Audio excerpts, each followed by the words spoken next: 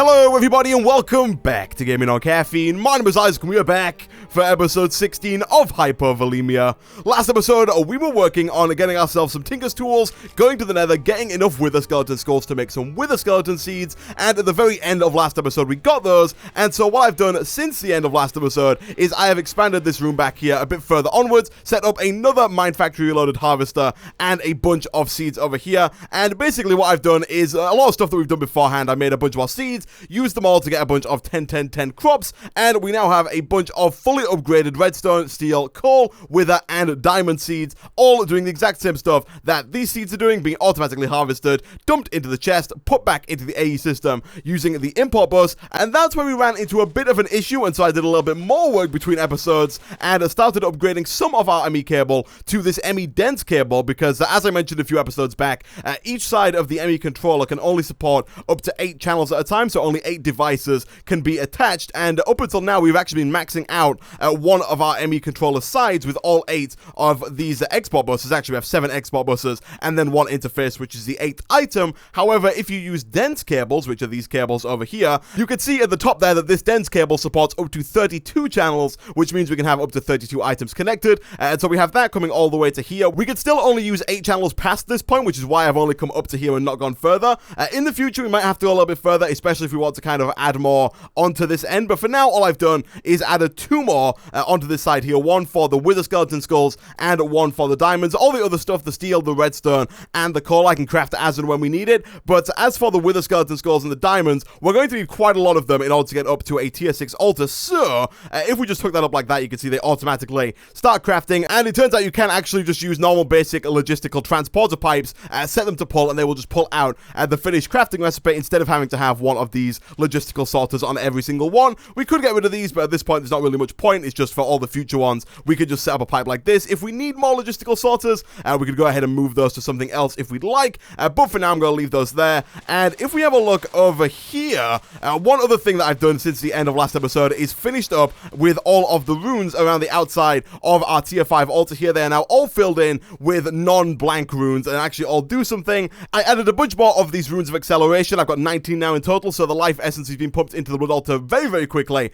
by our pipes over there. And I also added, I think, 4 more of these runes of dislocation just to fill in the empty slots that were left. And so now we are pumping quite a lot of blood into the blood altar every tick, which is pretty awesome. And one person in the comment section did suggest that instead of using all of these basic pipes, because you'll notice all of these pipes are still basic pipes, and I did say last episode that I was maybe going to upgrade these to ultimate pipes to get rid of any bottlenecks we might have in sending life essence to the altar, but someone did point out that we can actually use ender tanks from the ender storage mod to actually just wirelessly transfer all of our life essence from the pump directly to the source that needs it. So we're going to start off by making at least 2 of these, maybe even 3, because I might use 1 for this guy over here as well, this like blood dynamo setup that we've got over here. And you'll notice that we're actually out of wool, and that does lead me to one more section or one more seed that I did miss off. I did also set up some sheep seeds over here. These are not 10-10-10, these are all just basic sheep seeds, but the reason that I set these up is because we are out of wool, we have no wool, and because we're not spawning spiders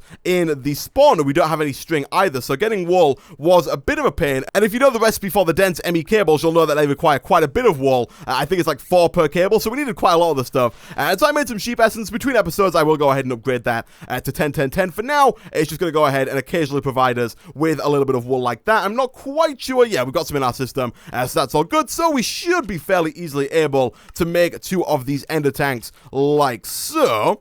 And then all we've got to do is, for now, I guess we can get rid of this. Also, I was complaining about the fact that there was no wrench mode on the configurator. It turns out, much like with the bucket, the way that you activate the wrench mode on the configurator is you hold Shift and M, and you can toggle through all the modes. You can see wrenches there. It's by default on configuring items. We're going to move this all the way around to wrench mode. And now if I shift right-click on this thing, it takes it off without me having to spend like 30 seconds trying to break it with my atomic disassembler. And you can also do the same thing with all of these pipes around here as well, if we so wished.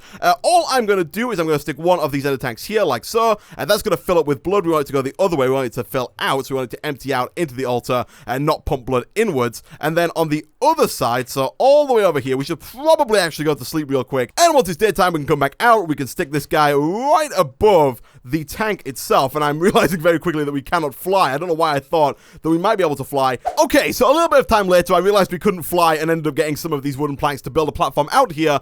We could just put the tank like here onto this pipe, but then we're still being bottlenecked by this basic mechanical pipe. And so what I'm going to do is I'm going to get rid of this one, replace it with an ultimate pipe, and then put this right about there. That should then fill that up with life essence, and it should allow us to continue to fill our altar up with no bottleneck whatsoever. It should go directly straight from the pump through the unlimited pipe, which I guess is still a bottleneck, but if it is, it's going to be a bottleneck here as well, so it doesn't really make too much of a difference. And so let's test this real quick. If I put my Archmage's Blood Orb in there, it's going to start to drain out very quickly, and it actually is it full? Okay, so you can see, wow, that's actually incredibly good. So, before the episode started, I did have my Archmage's Blood Orb in here for quite a long time to make the Zavishio Essence, and when I did, it was draining the life pool very quickly. You can see right now, it is not even draining the life pool. We are getting so much blood being pumped in per tick that even while this Blood Orb is in there soaking up all of the life essence, it's still not draining out. That is kind of fantastic, and it should work well, hopefully for the remainder of the series now. Possibly not when we upgrade to a tier 6, but we'll find out then and when we get like a higher Blood Orb.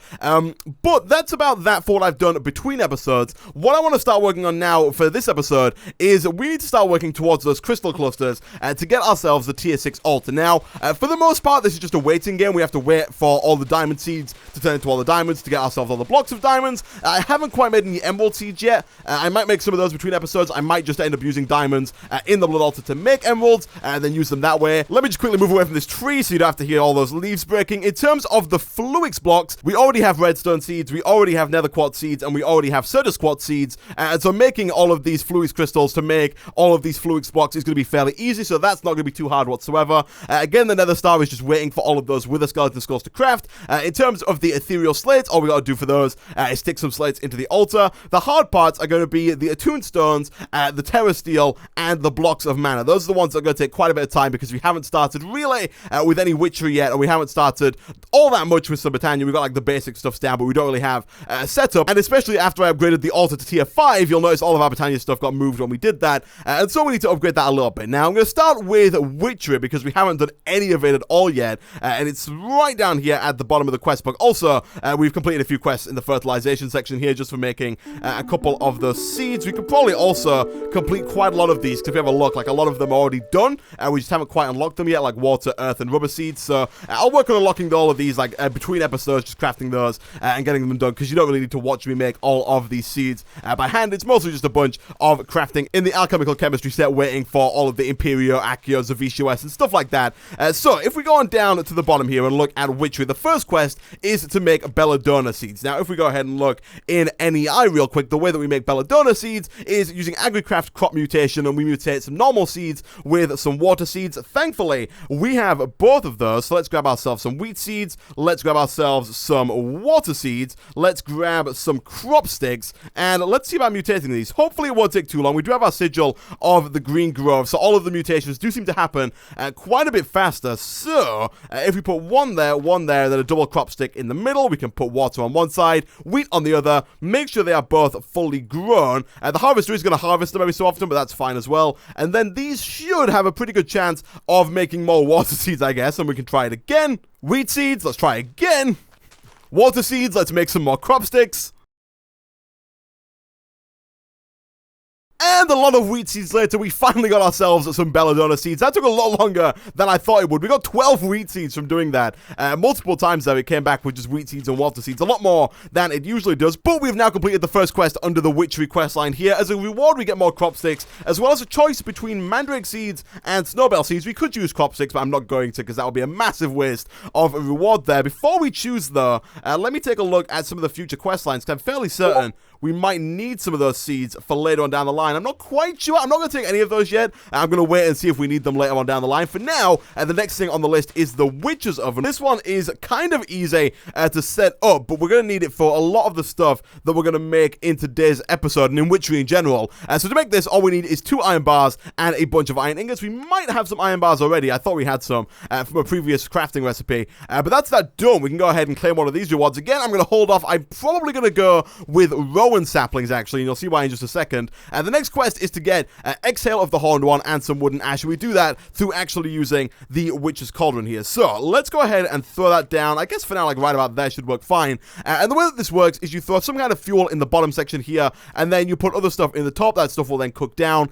Usually, if you put in stuff like saplings, you'll get wood ash. If you put different things in, you'll get different outcomes and different byproducts. We're working towards making the attuned stone, this guy over here. And to make this, we need diamonds, lava, and a whiff of magic. This is the key part that we need to make all of the attuned stones. And to get this, we need to put rowan saplings into a witch's oven, and then there's a chance that the byproduct will be a whiff of magic if we have some clay jars in the bottom here. And so what I'm going to do is I'm going to go back into the quest book. I'm going to choose rowan saplings as my reward for this quest line here, and then I'm going to head on back over to my AE system and see if we have what it takes to make some of these clay jars. I don't know how much clay we have. Apparently not a lot. Do we have what it takes to make some more? We totally do. So we can make a stack of clay. We can then go ahead and craft that up into a bunch of these soft clay jars, and we can then smelt those into normal clay jars, which we can then put into the system over there. What we are going to have to do is use our normal rowan sapling, just like you would any other regular tree.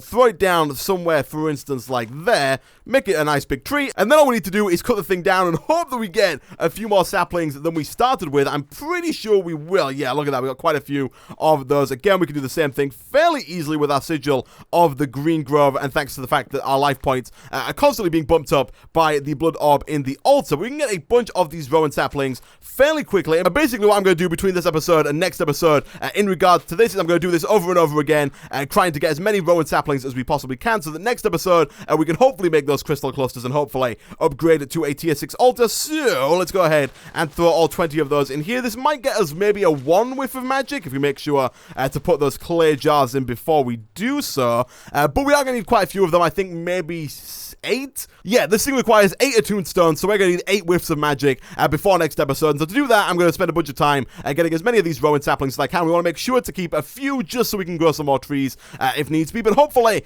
by the end of this episode, we have at least a few of those. Preferably we would have 8, but I'm going to assume that we don't. We'll see if we get one right away. We actually did. That's pretty awesome. I don't know if that's guaranteed, actually. Let me watch this one and see if that's guaranteed. Because if that is guaranteed, then I'm not going to have to do anything between episodes. It might actually be guaranteed. I'll leave all those in there. If we come back to 18, we'll know it's guaranteed. If we don't, then I guess we won't. And the next thing that I want to work on is the Botania side of things, because other than that, we've got everything else. By the way, to make it, we need a dire crafting table. I'm fairly certain this is what we use to actually craft the big crafting recipe in. And to make this in itself is fairly hard. To make this, we need 8 of these crystal matrix ingots. All of these require 4 diamond lattice. Each of those requires 5 diamonds and also 2 nether stars. So to make the crafting table alone is a bit of a chore, but then to use that crafting table to craft such a big recipe, which also requires a bunch of diamonds, a bunch of nether stars, a bunch of attuned stones, flux crystals, mana steel, and TERRASTEEL, is a pretty big challenge as well. So that's just an idea of how many like diamonds and wither skeleton skulls and stuff like that we're going to need between now and next episode. But we also need at least 1 block of TERRASTEEL and a bunch of mana steel, and the way that we're going to get that is of course through Botania. So if we look under the Mine Factory Reloaded quest line, before we saw a quest over here. We might have seen this, I don't know if I showed this on camera, but there is a quest called Turning Insane. It says a fountain. I wanted to decorate my pond. Instead, it looks like I can feed hot lava into it, and it will place the lava in the world to burn me? This seems so useless. Maybe I should put some flowers at the pond. And then if we do this quest, it will actually give us a thermal lily. And for those who don't know, the thermal lily is the flower from Botania, kind of like the endo flame, in that it turns lava into mana, whereas the endo flames turn like coal, charcoal, oak, wood, saplings, all that kind of stuff into mana. This one turns lava into mana, and so in conjunction with the fountain, it's actually a pretty good match. And so what we're going to do is we're going to come over here, we're going to make ourselves one of these fountains, which should again be fairly easy. We do need some more of these gears. Again, I have some ready over there. We also need some more plastic sheets, which I think we should be able to do with some more plastic that we have in the system. Good stuff. We can then go ahead and craft that up if we make this real quick, like so.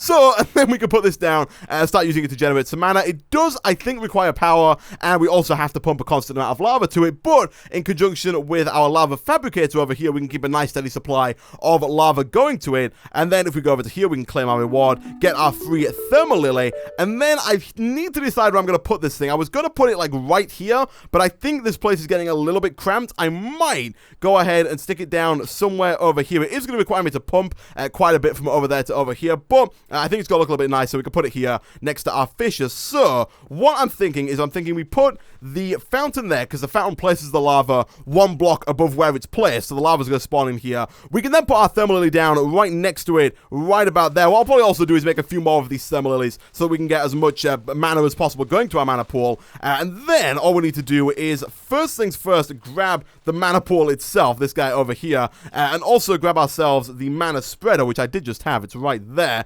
Now, we already know how to make mana steel, so making all of the mana steel is going to be fairly easy, but we do not currently have a setup for making TERRASTEEL, and TERRASTEEL requires a ton of mana. I'm fairly certain it's half a mana pool worth of mana per piece of TERRASTEEL that you want to craft, and so to make a block of TERRASTEEL, we're going to need about the equivalent of 4.5 mana pools worth of mana, which, if you've watched any of the previous episodes, you'll know that we have made nowhere near that much so far with our Ender Flames, so we're going to need quite a lot of it, and we're going to have to leave this setup running for quite some time. I'll probably end up setting up multiple fountains, maybe even multiple of these lava fabricators with a lot more of our blood dynamo set up, to try and get as much lava as we can pumped into the fountain, going to the thermal lilies, and then going through to the mana spreader. But for now, let's go ahead and grab ourselves some mechanical pipes. We can use all of these basic ones that we've had for a while now, because we're not actually pumping all that much lava through the system, so we can get rid of all of these and then just run them under the floor from the lava generator. In fact, we're going to go from the tank. We're going to go up through this like so. It's going to be a bit of a mess, but it's going to come across,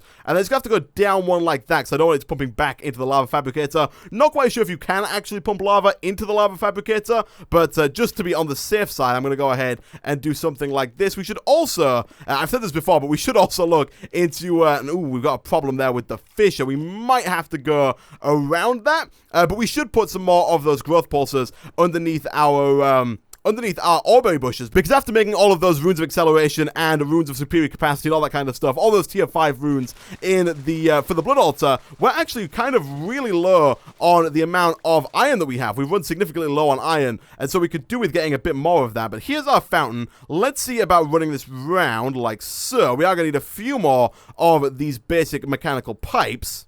And a little while later, now that that piping is all hooked up, we should be able to once again just shift right click onto that. We do need to change the mode from wrench mode back to item mode with shift and M like so, and then if we shift right click on, or just right click, no, shift right click on this bit here, we can set it to pull. That's going to start pulling the lava out there round and should start putting it into this sink here, at which point we need to get some power over to here, which is another set of pipes running underground. I don't think this one is going to be quite as hard because we already have some cables running for all of the other machines. So let's quickly take a look down here. Do we have any nearby power cables? We got this one. We could probably run from here around to here. We are going to need a few more of these. Thankfully, now that we've got ourselves some steel seeds, making all of this stuff is actually super easy. So if we come back out here and back over to our AE system, we can craft up a ton of steel nice and easily using this 1,481 steel essence that we have like so. We can get stacks of steel super duper easily, and then making these basic mechanical pipes again.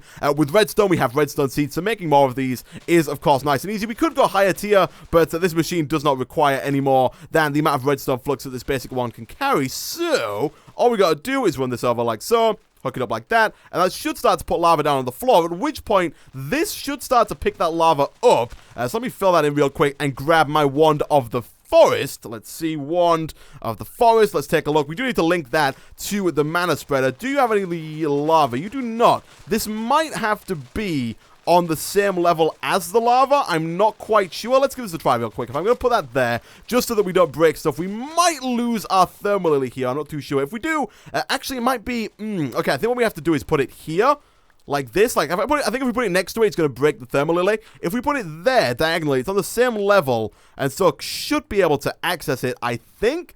Let's get rid of that again. It should put some more lava down. That should then suck the lava up, which it has. And I believe that should now be producing some power. It's already, oh, okay, so it's already connected. It's figured out that it's connected to that, and it's bound like that. Is that right? Let me just make sure it's bound to this? It is. And so now this is automatically sending the mana directly over to the mana pool over here. You can see it's doing a lot better job than the Ender Flames, where you can see it's sending a nice consistent amount of mana straight from the Ender Lily. Thankfully, we have some nice armor, so that doesn't matter all too much, directly over and into this guy. And then what we're going to need to do now, basically, is get some more of these Thermal Lilies. Unfortunately, these Thermal Lilies are not extremely easy to make, compared to the Ender Flames, at least. They're not all too hard to make. We need some red petals, we need orange petals, we need runes of fire, runes of earth. I think we already have a rune of fire and a rune of earth, so we might be able to actually go ahead. Actually, we have 6 of each. Wow.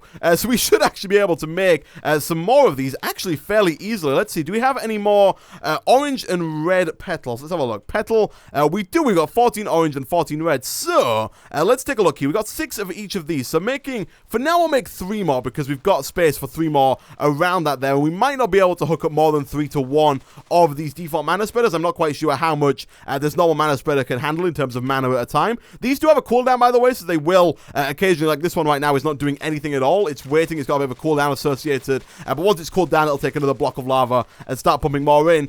These do produce a lot of mana pretty quickly, but they do have that cooldown effect associated with them. So let's come back over here. Let's grab a bucket real quick so that we can get some water, put it into our petal apothecary like so, and then all we need to do is first of all get 3 of these mana petals. I think we should have enough to go 1, 2, 3. We do. Good stuff. We can then come back over to this guy, and then I think it's 1 normal, 1 red, 1 mana, 1 rune of fire, 1 rune of earth, and then 1 of these 12 wheat seeds we got earlier.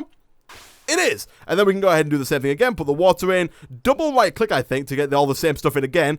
Boom. Do it one more time. And then for the final time, double right click. Drop the seeds in. And there we go. We got our 3rd Thermal Lily. Nice. We can then go ahead and stick this guy down right about next to all of the rest of them. So one can go there. I love being able to jump out of holes like that. 1 there and 1 there. Do we need dirt for these? I don't know if we need... Yeah, we need dirt. Okay. I also found out a new way of making dirt between this episode and last episode, which I used to fill in that farm over there. It turns out that you can actually use the biofuel, I think it's called, in the metallurgic infuser. Yeah, we made a bunch of biofuel a few episodes back when we were doing all of the stuff with these mechanism machines over here, and you can actually use that biofuel with some sand to make some dirt, so it's nice and quick and easy, especially with all the speed upgrades that we have in our metallurgic infuser. So now, all we need to do is throw you down there, stick this thing down right about there, throw down all of our Thermal Lily seeds. They're going to go ahead and pull out 1 of those blocks of lava each. You can see the lava is keeping up fairly nicely. We might run into a problem where we don't have enough lava here, which is why I said I might make a few more of these lava fabricators if it becomes an issue. But looking at this, it looks like, you can see here, the mana spreader is kind of being maxed out. We might want to set up another mana spreader, have 1 here for these 2 Thermal Lilies, and then maybe another 1 here for these 2 Thermal Lilies, just in case they are not able to transfer fast enough, which it looks like they're not. This thing is maxed out and sending mana over. So what I might do between episodes as well is set up another one of these here and here. But now the last thing that I want to work on in terms of Botania is TerraSteel, because like I said, up until now we have no way to make TerraSteel. If we look up the recipe for TerraSteel in NEI, there's no way for us to make it. TerraSteel nuggets require TerraSteel. There's a TerraSteel block, which obviously requires TerraSteel. Liquid TerraSteel, which requires TerraSteel. None of these crafting recipes are usable. What we have to do instead is take a look in the Lexica Botania, the Botania book that we were given when we crafted our first botanical fertilizer. And if we look in here, we can click on the index page down here, type in TerraSteel, and if we look at this, it tells us how to make TerraSteel. All we need to do is set this guy up here, the terrestrial amalgamation plate, which is made using 3 lapis lazuli blocks, 1 block of mana steel, 1 water, earth, mana, air, and fire rune. I think we have everything here apart from the block of mana steel and the rune of mana. I'm fairly certain that's the only rune that we are missing. Yeah, we got runes of water, air, earth, and fire. All that we're missing, water, air, earth, fire. All we're missing is the rune of mana. I don't think the rune of mana is all too hard to make. All we need is 6 mana steel and 1 mana pearl. But now that we've got our ender lilies, making all of that stuff should be fairly easy. So let's grab our iron real quick. Let's see about making those 6 mana steel. 1, 2, 3, 4. Actually, no, I'm just going to throw all this in here, see how many we get. We got 9. That's enough to make the block. We do need more because we obviously need the block block to make the terrestrial augmentation plate, and we also need the 6 to make this, but we also need to grab our altar so we can start crafting this thing up as well. So let's grab the runic altar like this. Did we have a separate mana spreader? We didn't. We could probably do with another one, a third one, just so we can start pumping stuff to the runic altar as and when it's needed. For now, all of these are on cooldown, so what I'll do is I will pick this guy up and then move it right about over here. Actually, I don't think we're gonna have enough mana in there, so no, I won't. What I'll do, I'll put this here. I'm gonna go away. I'm gonna wait until we have some more mana in our mana pool so we can make the rune of mana. I'm gonna make myself another mana spreader for here, another mana spreader to take mana from the mana pool and put it in the runic altar. And I will also go ahead and make sure we have everything else for the terrestrial augmentation plate, and I'll be back in a second. And a little while later, we now have ourselves a rune of mana, so if we do that and go boom, we get ourselves the rune of mana, and that should be everything that we need to make ourselves the terrestrial augmentation plate. I'm not quite sure if I'm pronouncing that right, by the way. I think it's probably wrong, but we should almost be able to make it. In fact, we do need a little bit more of this mana still, but what I've gone ahead and done is thrown down our Ender Flames as well, so that even whilst all of the Ender Lilies are on charge, like again they are right now, we can still go ahead and throw fuel onto the Ender Flames to keep mana pumping into the mana pool. And I've decided that since we've got so much coal essence, I'm going to go ahead and use these blocks of coal here to fuel this, because they last quite a while and produce quite a bit of mana in the Ender Flames. So if we just do something like that, they should all consume one of those. And let's just start pumping things over. I believe these might also have some kind of cooldown if they're not constantly given some kind of fuel. But this hopefully will have enough here to make at least 5 more of these. 1, 2, 3, 4, 5. It does. And so what we can do now is we can come back over to our ME terminal. We can craft up a block of mana steel like so. We're going to need a bunch of these to actually make the crystal clusters for the tier 6 altar. But for now, we should be able, if we do this. Oh, how do we get lapis? I've completely forgotten how lapis is acquired. We need clay, rubber, and gravel. Thankfully, I think we have pretty much all of those. Rubber we have. Clay, I think we can make fairly easily, as we showed earlier in today's episode. So let's go ahead and grab a stack of that. And then, what was the last one? It was gravel. We might not have any gravel, actually, but what we can do is you can grab some cobblestone, stick it into the advanced crusher that we have over here, and that's going to get us a bunch of gravel pretty quickly. Those have yet to actually take those blocks of coal. I'm going to pick these back up just in case they despawn. I don't think they will. I don't think the cooldown on those Ender Flames is quite 5 minutes, but just to be on the safe side, let's grab all of those. Let's quickly grab our blood orb. My inventory is becoming a massive mess, but we can stick you, and you into there, and that should start to craft us up a little bit of lapis. We've got enough for 1 block. We need at least 18 more to get the other 2 blocks. This recipe makes 5 at a time, and so once we've got 15, I think that should be about enough, because I know we had a little bit left over in here. It's almost enough. It takes us to 17 of the 18 that we actually need, but this is done over here. I'm going to let this keep running because having a nice backlog of lapis won't hurt at all. And now, again, all we need to do is go ahead and craft up some blocks of lapis like so. Find the terrestrial plate again over in NEI, shift left click, and there we go. We get ourselves a terrestrial augmentation plate. Nice. Now, again, if we look in the Lexica Botania at TerraSteel, and we go over to this page, which is this one over here, this is how we have to set up the plate in the world in order for it to work. So we need 5 blocks of living rock. You can't quite see, there is one underneath the plate there, and then 4 blocks worth of lapis. So, I'm fairly certain we already have all of the living rock that we need. So let's go ahead and take, I guess, just 5 of those, so it's not to clog up our inventory. And also, speaking of that, let's go ahead and just get rid of a bunch of this junk over here that we're not using right now, and let's grab them coal blocks back so we can get them back into the Ender Flames. Let's take some more of this lapis because we're going to need it to set up the base. Let's go ahead and craft at least 4 of those. 1, 2, 3, 4, and now we should be able to set this up fairly easily. Let's grab our atomic disassembler,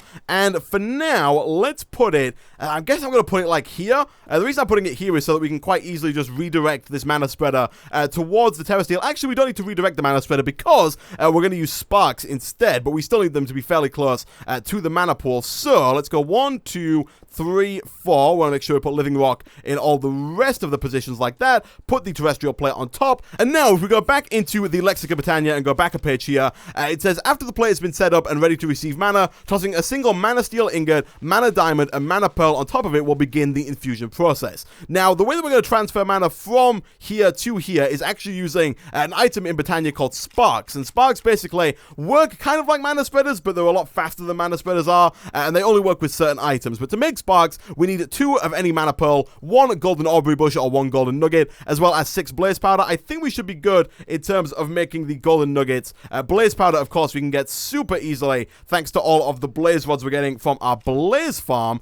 And then in terms of mana petals, they should also be fairly easy to get. I'm going to use these ones here because we have quite a lot of them. We need 2 of these sparks, which means we need at least 4 of these mana petals. So let's come back over here. Let's go 1, 2, 3, 4.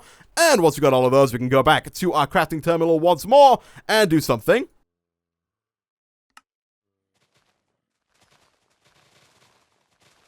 Like this.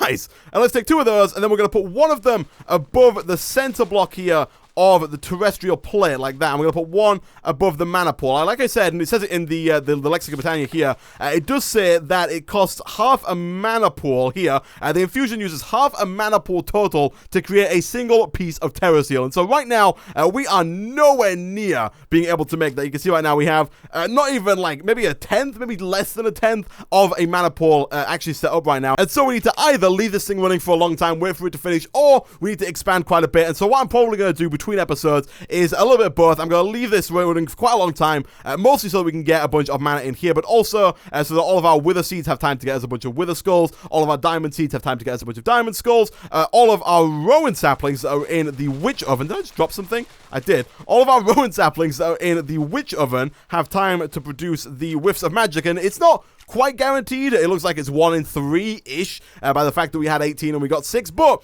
we now have not quite enough actually to make all the ones that we need, because we needed 8 and not 6. So we are going to have to do a little bit more grinding with the rowan tree saplings, get some more of those, stick them in the witch's oven. That should be fairly easy though. And then we should be able to craft those up with a diamond and a bucket of lava to make ourselves the attuned stone. We should probably be able to make a few of these right now, possibly. It looks like we don't have any lava, but we do have some lying around over here. So if we take that, and we should then be able to make our attuned stones pretty easily. So making all 8 of those should be pretty simple. The hardest part is going to be the Botania stuff. And so what I'm going to do between this episode and next is, like I said, wait a while, but I'll probably also set up, like I said, another one of these lava fabricators, another set of this over here, probably like under there maybe, or maybe even like over on this side. I might move the runic altar now that we don't really need it for the TERRASTEEL, and I'll probably also set up a bunch more of these ender flames and stuff like that just around the altar to get as much mana pumped into this thing as possible. And I'll see how it goes. If we're getting like a ton of mana, I would like to show you how to make mana steel, TERRASTEEL right now, but we don't really have anywhere near enough mana in this thing to actually demonstrate how TERRASTEEL works. So I'm probably going to have to do that next episode. What I'll do between episodes is maybe craft like 8 TERRASTEEL if we have enough mana, and then do the 9th one on camera to show you guys how it's done. And then hopefully next episode we'll be able to come back and make these crystal clusters. Now I don't know if we're going to quite be able to make all of them. We have 1. We need to make 4 of these in order to have this thing work, and that is going to be crazy to get 4 of these in order for that to work, especially in terms of the TERRASTEEL. We're probably going to have to up our Botania game quite a fair bit. In terms of everything else, we should be fine. The slates are easy, the diamonds are easy, the nether stars are easy, the emeralds are fairly easy, the fluix crystals are easy, the attuned stones are super easy. It's really the TERRASTEEL in the center here that is the hardest part. And so next episode, if we're lucky, we might be able to craft 1 of those crystal clusters, but I highly doubt that we're going to be able to craft all 4. But with that, guys, I'm going to end this episode of Hypovolemia there. As always, thanks for watching. If you did enjoy the video, be sure to hit like. It really does help out a lot. Leave a comment down below, and I will see you guys next time.